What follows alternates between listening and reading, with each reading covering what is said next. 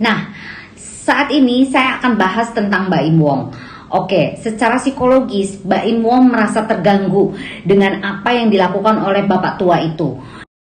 Gini bosku, kalau kamu buat konten yang suka bagi-bagi uang, terus dikontenin kayak gitu, akan banyak orang yang ngikutin dirimu karena berharap, ya kan? Berharap spam komen, spam DM, mungkin nyamperin rumah atau nyamperin toko, ya kan? Nah, kalau ada orang yang ngikutin, kalau sampean nggak suka, ya tinggal tegur. Kalaupun sampean mau viralin orangnya, ada etikanya di blur. Halo Sobat Fakta Bang Pin, kasus kakek yang dimarahi oleh Mbak Im Wong ini makin lama makin viral. Dan kakek yang diketahui bernama kakek Suhut itu pun mendapatkan banyak perhatian dari halayak ramai. Donasi pun berdatangan kepada kakek tersebut. Ini merupakan berkah tersendiri untuk kakek Suhut karena namanya kini makin viral. Tidak hanya itu saja, Mbak Im Wong meskipun sudah melakukan klarifikasi, namun banyak yang menghujat dan bahkan menasehati Mbak Im Wong. Salah satunya adalah dari dua orang dokter ini, Dokter Tirta dan salah satunya adalah dokter yang dikenal sebagai dokter di ranah psikologi. Nah, bagaimanakah nasihat dua dokter ini untuk Mbak Im Wong? Yuk simak kupas tipis-tipis fakta Bang Pin kali ini. Like, subscribe, and komennya ditunggu. Serta jangan lupa selalu ada doa dalam setiap lentikan jarimu. Tapi kalau sudah akhlak mengemis seperti itu dan itu tidak sopan dan itu membahayakan saya di jalan dan juga anak saya marah. Dan caranya gimana saya marah? Caranya seperti ini, saya kasih lihat, saya kasih tahu ke dia, cara kamu nggak benar ya. Nih saya kasih nih orang-orang yang istilahnya kerja benar nih saya kasih semuanya ya. Saya sering kok ngelakuin itu di vlog saya kalau misalnya sekalian sering nonton ya. Jadi oh iya, kan dikasih tahu berkali-kali, kadang-kadang udah ya, jangan. dan nggak dimasukin kamera lagi pas loading apa segala macam. Kan kita nggak bisa ini juga. Oh itu jadi vlognya dari vlognya kita juga. Kalau misalkan itu dari orang lain ya handphone, mungkin kalian bisa berpendapat. Oh dari vlognya kita kan berarti ada segi-segi yang saya mau kasih lihat ke kalian gitu loh. Saya nggak suka digituin. Cuman kalau kalian ujungnya juga ada yang bilang kalau udah tua nih, waduh. Saya bukan mengenai tua atau enggak sih, norma, sopan, akhlak gitu ya. Umur 98 saya juga masih nemuin, masih kerja kok. Dan kita. Nah, itulah klarifikasi dari Mbak Im Wong yang diunggah di channel YouTube-nya. Dan kini klarifikasi itu pun viral dan menjadi trending topik nomor 2 di YouTube Indonesia dan sudah ditonton 2,4 juta padahal masih diunggah 11 jam yang lalu. Ini tentu menjadi sumber penghasilan baru bagi seorang Mbak Im Wong karena video yang trending di YouTube akan mendapatkan banyak iklan dan mendapatkan banyak penghasilan. Karena itulah Dokter Tirta mengatakan kepada Mbak Im Wong bahwasanya kalau kamu itu kontennya memang bagi-bagi uang, ya harus siap-siap dong dikejar orang. Karena dari konten itu kamu juga mendapatkan uang. Begitulah kira-kira pesan Dokter Tirta yang diberikan kepada Mbak Im Wong.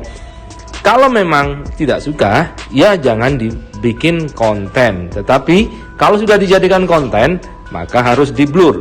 Karena itu merupakan sesuatu yang akan ditonton oleh banyak orang dan juga menghasilkan uang. Berikut ini Dokter Tirta menasehati Mbak Im Wong. Gini bosku, kalau kamu buat konten yang suka bagi-bagi uang, terus dikontenin kayak gitu, akan banyak orang yang ngikutin dirimu karena berharap, ya kan? Berharap spam komen, spam DM, mungkin nyamperin rumah atau nyamperin toko, ya kan? Nah, kalau ada orang yang ngikutin, kalau sampean nggak suka, ya tinggal tegur. Kalaupun sampean mau viralin orangnya, ada etikanya di blur, ya kan? Negur tapi tidak sampai mempermalukan karena bahaya. Kecuali memang niatnya dalam hati memang sengaja kontenin, ya kan? Kayak gua nggak suka, toko gua pernah disamperi 4-5 kali ada orang seperti itu. gue tolak secara halus. Kalau udah keterlaluan, WA telemedicine yang biasa buat pasien, gue di Japri, gue sensor nomornya, gue sensor profilnya. Karena gue mau ngingetin, bukan mempermalukan. Itu dua hal yang sangat berbeda. Semoga dipahami buat yang buat konten kayak gituan. Komentar selanjutnya datang dari Dr. Lita Gading, seorang psikolog atau mungkin psikiater ya, yang juga memberikan komentarnya soal kasus viral antara Mbak Im Wong dengan kakek-kakek yang dimarahinya ini. Dr. Lita Gading lebih memandang dari sisi psikolog. Namun Dr. Lita Gading juga tidak menyalahkan Mbak Im Wong karena ini merupakan miskomunikasi saja. Tapi memang Mbak Im Wong dikenal sebagai konten kreator yang seperti malaikat mungkin di mata bapak itu. Jadi saat dia bertemu Mbak Im Wong berharap diberi uang.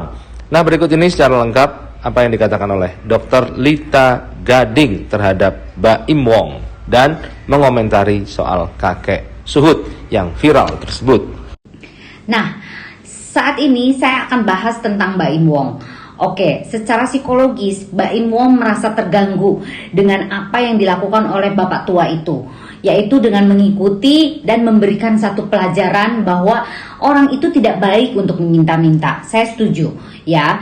Lalu orang tua ini walaupun sudah tua renta, janganlah berpikiran atau mungkin dia ketidaktahuan bahwa figur yang dimunculkan sama Mbak Im Wong itu adalah seperti malaikat yang bisa membagi-bagikan uang dimanapun.